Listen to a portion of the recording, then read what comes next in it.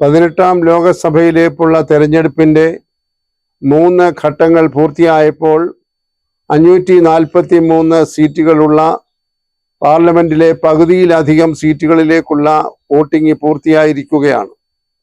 ഇനിയും കൃത്യമായി പറഞ്ഞാൽ 4 ഘട്ടങ്ങൾ കൂടി മാത്രമേ ശേഷിക്കുന്നുള്ളൂ. 259 സീറ്റുകളിലേക്കുള്ള വോട്ടിംഗ് ആണ് ഇനിയും കൃത്യമായി അവശേഷിച്ചിട്ടുള്ളത്. ഇതിൽ പ്രധാനമായിട്ട് 2 ദക്ഷിണേന്ത്യൻ സംസ്ഥാനങ്ങളുണ്ട്. ഒന്ന് ആന്ധ്രാപ്രദേശ്, 2 തെലങ്കാന. ആന്ധ്രാപ്രദേശിന്റെ പ്രത്യേകത എന്ന് പറയുന്നത് അവിടെ പാർലമെന്റ് തെരഞ്ഞെടുപ്പിനോടൊപ്പം തന്നെ നിയമസഭാ തെരഞ്ഞെടുപ്പ് നടക്കുകയാണ്. ബാക്കിയുള്ള സംസ്ഥാനങ്ങൾ എന്ന് പറയുന്നത് ബംഗാൾ, ബീഹാർ, ഒഡീഷ, ഉത്തർപ്രദേശ്, പഞ്ചാബ്, ഹരിയാന, ഡൽഹി തുടങ്ങിയതായിട്ടുള്ള സംസ്ഥാനങ്ങളിൽ ശേഷിക്കുന്നതായിട്ടുള്ള സീറ്റുകളിലാണ്. അവിടെയെല്ലാം കുറച്ച് സീറ്റുകളിൽ നേരത്തെ തന്നെ കഴിഞ്ഞ ഘട്ടങ്ങളിൽ തെരഞ്ഞെടുപ്പ് നടന്നു. ഇനിയും അവശേഷിക്കുന്നതായിട്ടുള്ള സീറ്റുകളിലേക്കുള്ള തെരഞ്ഞെടുപ്പാണ് ശേഷിക്കുന്ന ഘട്ടങ്ങളിൽ നടക്കാനുള്ളത്. ഇപ്പോൾ ഈ തെരഞ്ഞെടുപ്പിന് അസാധാരണമായ ഒരു രാഷ്ട്രീയ പ്രാധാന്യം ഉണ്ടായിരിക്കുകയാണ്. അത് മറ്റൊന്നുമല്ല, ആം ആദ്മി പാർട്ടിയുടെ ദേശീയ അധ്യക്ഷനായ ശ്രീ അരവിന്ദ് കെജ്രിവാൾ 50 ദിവസത്തെ ജയിൽവാസത്തിന് ശേഷം അദ്ദേഹം പുറത്തിറങ്ങിയിരിക്കുകയാണ്. ബഹുമാനപ്പെട്ട സുപ്രീം കോടതി അദ്ദേഹത്തിന് നൽകിയ ഇടക്കാല ജാമ്യം ജൂൺ മാസം 1-ാം തീയതി വരെ നിലനിൽക്കും എന്നാണ് ഇപ്പോൾ അറിയുന്നത്. ആ സമയത്ത് അദ്ദേഹത്തിന്റെ മേൽ പ്രത്യേകിച്ച് വലിയ നിയന്ത്രണങ്ങളൊന്നും സുപ്രീം കോടതി ജാമ്യകാലത്ത് നിർദ്ദേശിച്ചിട്ടില്ല. ആകെയുള്ളത് അദ്ദേഹം മുഖ്യമന്ത്രി എന്ന രീതിയിൽ ഫയലുകൾ നോക്കാനോ പരിശോധിക്കാനോ ഓഫീസിൽ പോകാനോ പാടില്ല. അതോടൊപ്പം തന്നെ അദ്ദേഹത്തിന്റെ പേരിൽ ആരോപിക്കപ്പെട്ടിരിക്കുന്നതായ മദ്യനയം സംബന്ധിച്ചുള്ള കേസിനെ കുറിച്ച് യാതൊരു അഭിപ്രായങ്ങളും പൊതുവേദികളിൽ പറയാൻ പാടില്ല. അതുപോലെ സാക്ഷികളായിട്ടുള്ള ആരെങ്കിലും ഉണ്ടെങ്കിൽ അവരെ സ്വാധീനിക്കാനും പാടില്ല എന്ന ചില നിബന്ധനകൾ മാത്രമേ ബഹുമാനപ്പെട്ട സുപ്രീം കോടതി ഈ വരുന്ന 1-ാം തീയതി വരെ അദ്ദേഹത്തിന്റെ മേൽ വെച്ചിട്ടുള്ളൂ. അത് അദ്ദേഹത്തിനെ സംബന്ധിച്ചിടത്തോളം ഒരു വലിയ നേട്ടമാണ്. കാരണം ഇനിയുമുള്ള തെരഞ്ഞെടുപ്പിന്റെ മൂർധന്യ ഘട്ടത്തിൽ അദ്ദേഹത്തിന് ഇന്ത്യയിൽ ആകമാനം ശേഷിക്കുന്ന സംസ്ഥാനങ്ങളിലെല്ലാം പോയി ഇന്ത്യ മുന്നണിയിലെ ഒരു പ്രധാന ഘടകകക്ഷി എന്ന നിലയിൽ, അതിൻ്റെ നേതാവ് എന്ന നിലയിൽ ആഞ്ഞടിക്കുവാനുള്ള ഒരു അവസരം ലഭിച്ചിരിക്കുകയാണ്. അദ്ദേഹം നാടൻ ഭാഷയിൽ പറഞ്ഞാൽ ഇനിയുള്ള ദിവസങ്ങളിൽ അദ്ദേഹം ഇന്ത്യ ഒട്ടാകെ കത്തി കയറാൻ പോവുകയാണ്. അദ്ദേഹം ഇന്നലെ രാത്രിയാണ് ജയിൽ വിമോചിതനായതെങ്കിലും ഇന്ന് തന്നെ അദ്ദേഹം കർമ്മനിരതനായി കഴിഞ്ഞു. അല്പം മുമ്പ് അദ്ദേഹം ആരാധിക്കുന്ന ഹനുമാൻ ക്ഷേത്രത്തിൽ പോയി അണികളുടെയും നേതാക്കന്മാരുടെയും പിന്തുണയോടുകൂടെ ആരാധന പൂർത്തിയാക്കി. അദ്ദേഹത്തിന്റെ അണികളെ ഒരു പൊതു റാലിയിൽ അഭിസംബോധന ചെയ്തു. 10,000-കണക്കിന് ആളുകളാണ് അദ്ദേഹത്തിന് അനുകൂലമായി മുദ്രാവാക്യം മുഴക്കിക്കൊണ്ടും അതോടൊപ്പം തന്നെ അദ്ദേഹത്തിന്റെ സഹപ്രവർത്തകരായിട്ടുള്ള മന്ത്രിമാർ, പഞ്ചാബ് മുഖ്യമന്ത്രി തുടങ്ങിയുള്ളവരെല്ലാം ചേർന്ന് ആ വലിയ റാലി ഒരു വൻപിച്ച വിജയമാക്കിയത്. അദ്ദേഹം ആ റാലിയിൽ പറഞ്ഞ പ്രധാനപ്പെട്ട കാര്യം, ഏകാധിപത്യത്തിനെതിരായുള്ള ഒരു വിധിയെഴുത്തായി ഇത് രൂപാന്തരപ്പെടണം. നമ്മുടെ ഇന്ത്യയുടെ ഭരണഘടനയെ സംരക്ഷിക്കുന്ന ഒരു തെരഞ്ഞെടുപ്പായി ഇത് രൂപാന്തരപ്പെടണം. ഭരണഘടനയെ പിച്ചി ചീന്തുന്നതിനോ ഇന്ത്യൻ ജനാധിപത്യത്തിന്റെ അടിസ്ഥാന മൂല്യങ്ങൾ പിഴുതെറിയുന്നതിനോ ഇന്ത്യയുടെ ഏറ്റവും വലിയ പ്രഖ്യാപിത നയമായ അതായത് മതേതരത്വവും കളങ്കപ്പെടാതെ സംരക്ഷിക്കുന്നതിനും BJPയെ ഒരു കാരണവശാലും ഇനിയും 3-ാം ഊഴം അധികാരത്തിൽ കൊണ്ടുവരാൻ പാടില്ല എന്നാണ് അദ്ദേഹം ശക്തമായ ഭാഷയിൽ ഉത്ബോധനം നടത്തിയിരിക്കുന്നത്. ഇത് അദ്ദേഹം നേതൃത്വം കൊടുക്കുന്ന ആം ആദ്മി പാർട്ടിക്ക് മാത്രമല്ല, ഇന്ത്യ മുന്നണിക്ക് ആകമാനം കടുത്ത ഊർജവും ആവേശവും പകർന്നിട്ടുണ്ട് എന്നതിനെക്കുറിച്ച് യാതൊരു തർക്കവുമില്ല. ഇന്ത്യ മുന്നണിയിലുള്ള എല്ലാ പ്രമുഖ നേതാക്കന്മാരും അദ്ദേഹത്തെ സർവാത്മന സ്വീകരിച്ചു കഴിഞ്ഞു. അവർക്ക് ഈ സുപ്രീം കോടതി വിധിയിലുള്ള ആഹ്ലാദവും അവർ ആവർത്തിച്ച് പ്രകടിപ്പിച്ചു കഴിഞ്ഞു. ഇടതുപക്ഷ കക്ഷികളാകട്ടെ, മഹാരാഷ്ട്രയിലെ ശരത് പവാർ, ദക്ഷിണേന്ത്യയിലുള്ള DMK, അതുപോലെയുള്ള നേതാക്കന്മാരെല്ലാം തന്നെ പരിപൂർണമായ പിന്തുണ പ്രഖ്യാപിച്ചുകൊണ്ട് ഈ അരവിന്ദ് കെജ്രിവാളിനോടൊപ്പം മുൻനിരയിൽ എത്തി നിൽക്കുകയാണ്. അരവിന്ദ് കെജ്രിവാളിന്റെ സാന്നിധ്യം പ്രത്യേകമായി സ്വാധീനം ചെലുത്താൻ പോകുന്നത് ഡൽഹി, പഞ്ചാബ്, ഹരിയാന എന്ന് പറയുന്ന 3 സംസ്ഥാനങ്ങളിലാണ്. നമുക്ക് എല്ലാവർക്കും അറിയാവുന്നതുപോലെ ഡൽഹി സാങ്കേതികമായി അദ്ദേഹത്തിന്റെ ഭരണത്തിന് കീഴിലിരിക്കുന്ന ഒരു സംസ്ഥാനമാണ്, അല്ലെങ്കിൽ കേന്ദ്ര ഭരണ പ്രദേശമാണ്. അതുപോലെ ആം ആദ്മി പാർട്ടി ഭരിക്കുന്ന ഒരു സംസ്ഥാനമാണ് പഞ്ചാബ്. അതുപോലെ ഹരിയാനയിൽ നല്ല സ്വാധീനമുണ്ട്, ഗോവയിൽ സ്വാധീനമുണ്ട്, ഗുജറാത്തിൽ സ്വാധീനമുണ്ട്. എന്നാൽ ഗോവയിലെയും ഗുജറാത്തിലെയും തെരഞ്ഞെടുപ്പ് പൂർത്തിയായി കഴിഞ്ഞിരിക്കുന്നു.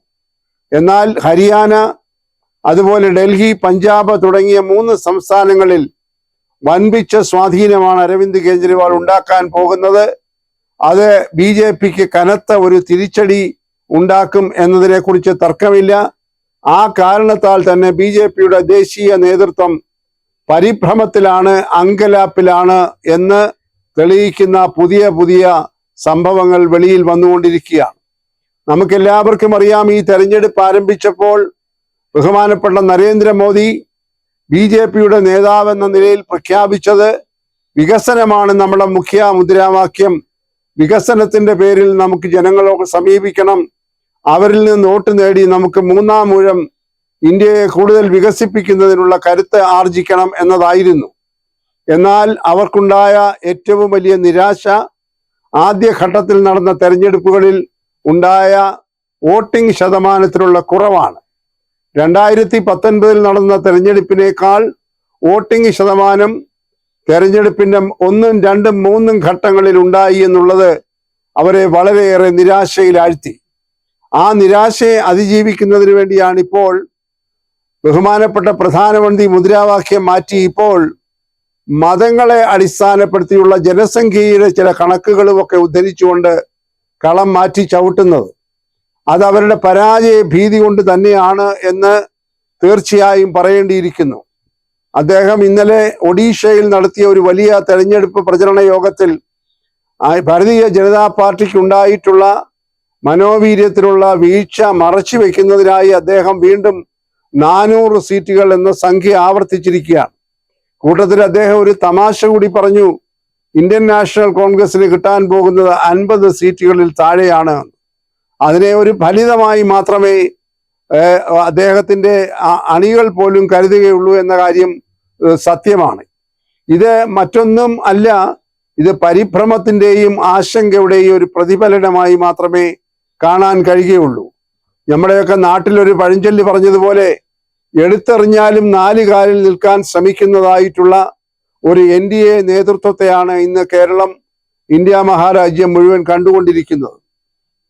കേജ്രിവാളിന്റെ ഈ പറയുന്ന ജാമ്യം, കേജ്രിവാളിന്റെ സാന്നിധ്യമൊക്കെ നേരെ ഇരട്ടിയായി അവരുടെ അങ്കലാപ്പ് വർദ്ധിപ്പിച്ചിട്ടുണ്ട് എന്നത് ഒരു അംഗീകരിക്കപ്പെട്ട സത്യമാണ്. അതോടൊപ്പം തന്നെ ഇന്ത്യ മുന്നണിയിൽ ഉണ്ടായിരിക്കുന്ന നേതൃനിരയിലും അണികളുടെ നിരയിലും ഉണ്ടായിരിക്കുന്ന ഐക്യം വളരെ ശക്തിയായി മുന്നോട്ട് പോവുകയാണ്. ഇവിടെ പ്രത്യേകിച്ച് നാം കാണേണ്ടത് ഹരിയാനയിലൊക്കെ ഉണ്ടായിരിക്കുന്ന രാഷ്ട്രീയ പ്രതിസന്ധി പോലും BJPയുടെ വിശ്വാസ്യത നഷ്ടപ്പെടുത്തിയിരിക്കുകയാണ്. ഹരിയാനയിലെ മന്ത്രിസഭ ഒരു തുലാസിൽ ആടിക്കൊണ്ടിരിക്കുകയാണ്.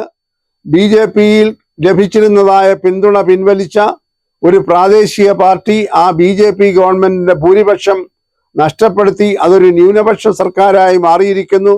അത് വൻപിച്ച തിരിച്ചടി ഹരിയാനയിൽ ഉണ്ടാക്കും എന്ന കാര്യത്തിൽ തർക്കമില്ല. ഒരു ഭരണവിരുദ്ധ വികാരം പാർലമെന്റ് തെരഞ്ഞെടുപ്പിൽ പ്രതിഫലിക്കും എന്നതും BJPയെ വല്ലാതെ ഉത്കണ്ഠപ്പെടുത്തുന്നുണ്ട്. അതിനേക്കാളൊക്കെ വളരെ ശക്തമായി അവരുടെ കരണത്തേറ്റ ഒരു തിരിച്ചടിയാണ് JDSയുമായി ബന്ധം മൂലം കർണാടകയിൽ സംഭവിച്ചത്. JDS വളരെ വൈകി BJPയോട് ചേർന്ന് NDAയുടെ ഭാഗമായപ്പോൾ അവർ വിചാരിച്ചു കർണാടകയിൽ വലിയ ഒരു സ്വാധീനം ചെലുത്താൻ അതിലൂടെ സാധിക്കുമെന്ന്. എന്നാൽ അവർ ആഗ്രഹിച്ചതിന് വളരെ വിരുദ്ധമായി ഒരു വലിയ ഏടാകൂടത്തിൽ അവർ ചെന്ന് പെട്ടിരിക്കുകയാണ്. ജനതാദളിന്റെ പരമാധ്യക്ഷനായ മുൻ പ്രധാനമന്ത്രി കൂടിയായ SD ദേവഗൌഡയുടെ കൊച്ചുമകനായ പ്രജ്വൽ രേവണ്ണ ഒരു വലിയ ലൈംഗിക അപവാദത്തിൽ കുടുങ്ങിക്കിടക്കുകയാണ്. അദ്ദേഹം നിലവിൽ കർണാടകയിലെ ഹാസൻ മണ്ഡലത്തിലെ MP ആണ്. വീണ്ടും അദ്ദേഹം അവിടെ പൂർത്തിയായ തെരഞ്ഞെടുപ്പിൽ പാർലമെന്റിൽ ഇപ്പോൾ മത്സരിച്ചു. എന്നാൽ ഈ വിവാദത്തെ സംബന്ധിച്ചുള്ള സൂചന വന്നപ്പോൾ അദ്ദേഹം രായ്ക്ക് രാമാനം ഇന്ത്യ വിട്ട് ജർമ്മനിയിൽ അഭയം തേടിയിരിക്കുകയാണ്. ഇന്ത്യ ഗവൺമെന്റ് എല്ലാ നടപടികളും ഇപ്പോൾ ആരംഭിച്ചു കഴിഞ്ഞു. 3000-ത്തിലധികം സ്ത്രീകളുടെ ആക്ഷേപങ്ങളും പരാതികളുമാണ് പ്രജ്വൽ രേവണ്ണയ്ക്കെതിരായി വന്നിരിക്കുന്നത്. അദ്ദേഹത്തിന്റെ പിതാവ് ഇപ്പോൾ ജയിലിലായി കഴിഞ്ഞു. അദ്ദേഹവും കർണാടകയിലെ ഒരു MLA ആണ്. അപ്പോൾ JDS-മായി ബന്ധം ഗുണത്തെക്കാൾ ഏറെ ദോഷം ചെയ്തിരിക്കുന്നു എന്നതിൽ വളരെ ഏറെ വിഷാദത്തിൽ ആയിരിക്കുകയാണ് NDA മുന്നണിയും, പ്രത്യേകിച്ച് ഭാരതീയ ജനതാ പാർട്ടിയും. ഭാരതീയ ജനതാ പാർട്ടിയുടെ തെരഞ്ഞെടുപ്പ് പ്രചാരണം നമ്മൾ ശ്രദ്ധിച്ചാൽ ഒരു കാര്യം വളരെ വ്യക്തമാണ്. തെരഞ്ഞെടുപ്പ് പ്രചാരണം മുഴുവൻ ഒരു വ്യക്തിയിൽ കേന്ദ്രീകരിച്ചിരിക്കുകയാണ്. ഇന്ത്യയുടെ പ്രധാനമന്ത്രിയാണ് തെരഞ്ഞെടുപ്പ് പ്രചരണത്തിന് നേതൃത്വം കൊടുക്കുന്നത്. അദ്ദേഹം ഇപ്പോഴും പ്രധാനമന്ത്രിയുടെ കസേരയിലാണ് ഇരിക്കുന്നത് എന്നത് അദ്ദേഹം പലപ്പോഴും മറന്നു പോകുന്നു. അദ്ദേഹം ഇപ്പോൾ ജനസംഖ്യയെക്കുറിച്ച് വളരെ വാചാലമായി സംസാരിച്ചുകൊണ്ടിരിക്കുകയാണ്. അദ്ദേഹത്തിന്റെ ഓഫീസിലുള്ള ഒരു സാമ്പത്തിക ഉപദേശക കൗൺസിൽ കണ്ടെത്തിയ ഒരു വലിയ പ്രമാണമാണ് ഇപ്പോൾ അദ്ദേഹം പല മീറ്റിങ്ങുകളിലും ആധാരമായി പറയുന്നത്. അദ്ദേഹം പറയുന്നത് ഇന്ത്യയിലെ ഹൈന്ദവരുടെ ശതമാനം കുറഞ്ഞുകൊണ്ടിരിക്കുന്നു, മുസ്ലിങ്ങളുടെയും ക്രിസ്ത്യാനികളുടെയും ശതമാനം വർദ്ധിച്ചുകൊണ്ടിരിക്കുന്നു. അതിൽ അദ്ദേഹം വളരെ ആകുലചിത്തനാണ് എന്നാണ് പറഞ്ഞുകൊണ്ടിരിക്കുന്നത്. ഇതിൻ്റെ എല്ലാം പഴി ഇന്ത്യ സഖ്യത്തിലും, പ്രത്യേകിച്ച് ഇന്ത്യ സഖ്യത്തിന് മേൽനോട്ടം കൊടുക്കുന്ന ഇന്ത്യൻ നാഷണൽ കോൺഗ്രസിന്റെ മേലും ചാരാനാണ് അദ്ദേഹം ശ്രമിച്ചുകൊണ്ടിരിക്കുന്നത്. അദ്ദേഹത്തെ പിന്താങ്ങിക്കൊണ്ട് മുൻനിര നേതാക്കന്മാരൊന്നും അമിത്ഷാ ഒഴിച്ച് കാര്യമായി തെരഞ്ഞെടുപ്പ് പ്രചാരണ രംഗത്ത് വരുന്നില്ല എന്നുള്ളതും ഏറെ കൗതുകമുണ്ടാക്കുന്നതാണ്. ഇന്ത്യയുടെ രാഷ്ട്രീയ ചരിത്രം അറിയാവുന്നവർക്കറിയാം, എപ്പോഴും ഒരു രാഷ്ട്രീയ കക്ഷിയുടെ പ്രസിഡന്റിനാണ് ഉന്നത സ്ഥാനം നൽകിയിരിക്കുന്നത്. BJPയെ സംബന്ധിച്ചിടത്തോളം അതിന്റെ ദേശീയ പ്രസിഡന്റായ നഡ്ഡ ഏതാണ്ട് പിൻനിരയിൽ യാതൊരു തരത്തിലുള്ള ആവേശവും കാട്ടാതെ ശാന്തമായി അവിടെയും ഇവിടെയും ഒക്കെ പാർട്ടി പറയുന്നതിനനുസരിച്ച് പോയി പ്രചരണം നടത്തിക്കൊണ്ടിരിക്കുകയാണ്. ഇതിന്റെ പറയുന്നതിന്റെ സാരാംശം, നരേന്ദ്രമോദി എന്ന് പറയുന്ന ഈ ഒരു വ്യക്തി പൂജയിൽ വളർന്നു വന്നുകൊണ്ടിരിക്കുന്ന ഒരു രാഷ്ട്രീയ പാർട്ടിയായി BJP അധപ്പതിച്ചിരിക്കുന്നു എന്ന് പറയുന്നതിന് വേണ്ടിയാണ്. ഏകശിലാ സങ്കല്പം, അതുപോലെ ഒരു ബിംബവൽക്കരണം ഒക്കെ BJPയിൽ അടുത്ത കാലത്ത് ശക്തി ആർജിച്ചു വരികയാണ്. അദ്ദേഹം ഇപ്പോൾ പ്രധാനമന്ത്രി ആണ് എന്നുള്ളത് മറച്ചു വെച്ചുകൊണ്ടാണ് വർഗീയമായിട്ടുള്ള ചില പരാമർശങ്ങൾ പല സംസ്ഥാനങ്ങളിൽ നടത്തിക്കൊണ്ടിരിക്കുന്നത്. ഇതിനെതിരായി വളരെ ശക്തമായ പരാതികൾ കേന്ദ്ര തെരഞ്ഞെടുപ്പ് കമ്മീഷന് ഇന്ത്യ സഖ്യത്തിലെ മുൻനിര നേതാക്കന്മാർ കൊടുത്തു കഴിഞ്ഞു. എന്നാൽ ദുഃഖകരം എന്ന് പറയട്ടെ, കേന്ദ്ര തെരഞ്ഞെടുപ്പ് കമ്മീഷൻ വേണ്ട രീതിയിൽ അതിനോട് ചട്ടപ്രകാരം പ്രതികരിക്കുന്നില്ല എന്നുള്ള ആക്ഷേപം ഇന്ത്യ മുന്നണി നേതാക്കൾ ഉയർത്തിക്കഴിഞ്ഞു. ബഹുമാനപ്പെട്ട മല്ലികാർജുന ഖാർഗെ, ഇന്ത്യൻ നാഷണൽ കോൺഗ്രസിന്റെ ദേശീയ അധ്യക്ഷൻ തന്നെ പറഞ്ഞു, ഭരണഘടനാപരമായി സ്ഥാപിതമായിട്ടുള്ള ഒരു സ്ഥാപനമാണ് കേന്ദ്ര തെരഞ്ഞെടുപ്പ് കമ്മീഷൻ. ഇലക്ഷന്റെ ചട്ടങ്ങൾ, തെരഞ്ഞെടുപ്പ് ചട്ടങ്ങൾ ആര് ലംഘിച്ചാലും അവർക്കെതിരെ മാതൃകാപരമായി നടപടികൾ എടുക്കാനുള്ള ഭരണഘടനാപരമായ അധികാരം അവർക്കുണ്ട് എന്നത് അദ്ദേഹം ആവർത്തിച്ചു പറയുന്നുണ്ട്. ഭരണഘടനയുടെ 342-ാം വകുപ്പ് പ്രകാരം രൂപീകരിക്കപ്പെട്ട കേന്ദ്ര തെരഞ്ഞെടുപ്പ് കമ്മീഷൻ ജനപ്രാതിനിധ്യ നിയമം 1951-ലെ 125-ാം സെക്ഷൻ പ്രകാരം വളരെ ശക്തമായ നടപടികൾ ഈ തരത്തിലുള്ള മതധ്രുവീകരണത്തിനും മതവിദ്വേഷത്തിനും ഇടയാക്കുന്നവർക്കെതിരെ എടുക്കുവാൻ ബാധ്യസ്ഥരാണ്. എന്നാൽ ദുഃഖകരം എന്ന് പറയട്ടെ, കേന്ദ്ര തെരഞ്ഞെടുപ്പ് കമ്മീഷൻ തക്ക പരിഹാര നടപടികൾ ഒന്നും തന്നെ എടുക്കുന്നില്ല എന്നുള്ളതാണ് ഏവരെയും ദുഃഖിപ്പിക്കുന്നത്. കാരണം ഇന്ത്യൻ ജനാധിപത്യം എപ്പോഴും പരക്കെ ലോകം മുഴുവൻ അംഗീകരിച്ച ഒരു ജനാധിപത്യമാണ്.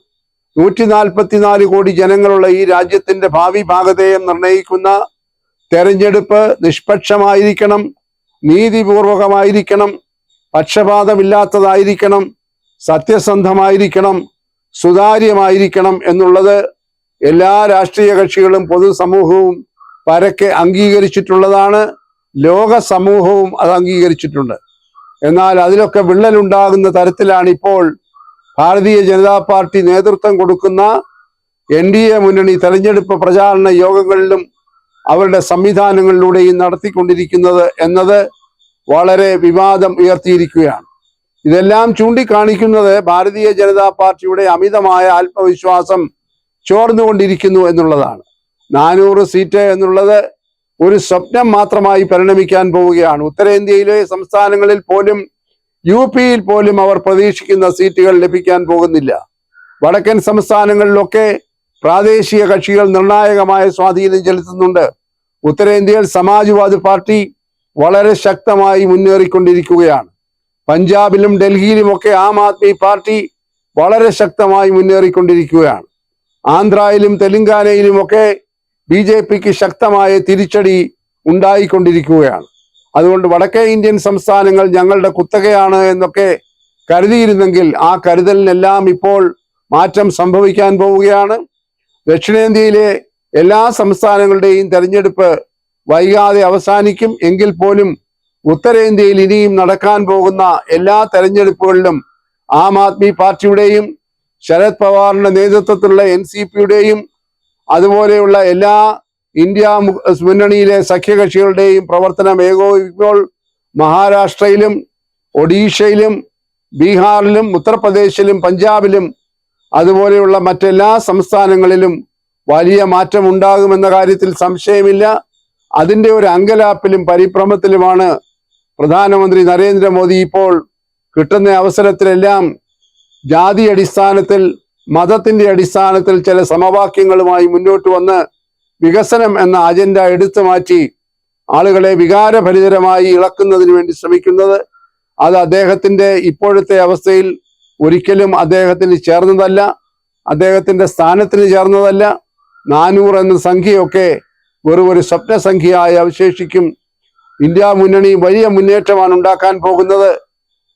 അരവിന്ദ് കെജ്രിവാൾ ഉച്ചയ്ക്ക് അദ്ദേഹത്തിന്റെ അണികളോട് പറഞ്ഞത്, അദ്ദേഹം ഒരു സംഖ്യ പറഞ്ഞു, പരമാവധി BJP സഖ്യത്തിന് ലഭിക്കാൻ പോകുന്നത് 220 230 സീറ്റുകളായിരിക്കും എന്നൊരു സംഖ്യ പോലും അദ്ദേഹം ആത്മവിശ്വാസത്തോടെ പറഞ്ഞിരിക്കുകയാണ്. അങ്ങനെ സംഭവിച്ചാൽ അത്ഭുതപ്പെടേണ്ടതില്ല. ഏതായാലും അരവിന്ദ് കെജ്രിവാളിന്റെ പുനഃപ്രവേശനത്തോടുകൂടിയും ഇന്ത്യ സഖ്യത്തിന്റെ ഏകോപനമായ പ്രവർത്തനത്തിലൂടെയും BJP മുന്നണി കടുത്ത അങ്കലാപ്പിലും പരിഭ്രമത്തിലുമാണ്. അവരുടെ അടിവേരുകളൊക്കെ ഇളകുന്നതായി അവർക്ക് തന്നെ തോന്നുന്നു. അതിന്റെ ഫലമായി നടത്തുന്ന ജൽപ്പനങ്ങളായി മാത്രമേ ഈ 400 എന്ന സംഖ്യയും കോൺഗ്രസിന് 50 സീറ്റുകളെ കിട്ടുകയുള്ളൂ എന്ന് പറയുന്ന സംഖ്യയും ഒക്കെ നാം കാണേണ്ടതായിട്ടുള്ളൂ. അതിനെയൊക്കെ ഒരു തമാശയായി മാത്രം കാണാനാണ് ഇന്ത്യൻ സമൂഹം ഇപ്പോൾ മാനസികമായി തയ്യാറെടുത്തുകൊണ്ടിരിക്കുന്നത്.